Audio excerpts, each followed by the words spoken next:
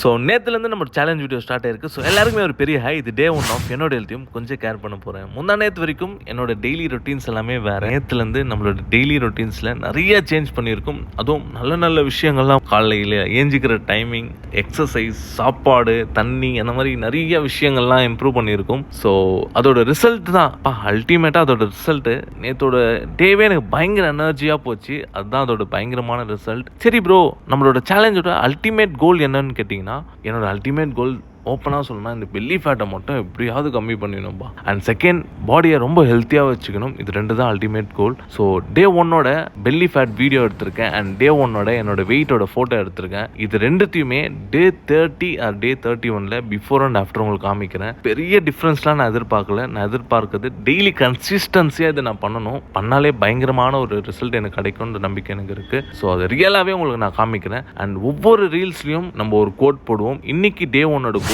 இதுதான். ஸோ பார்த்துட்டு எப்படி இருக்குன்றது கமெண்ட்டில் சொல்லுங்கள். So stay tune, keep supporting me. Day 2ல உங்களை பார்க்குறேன். டாடா பாய்.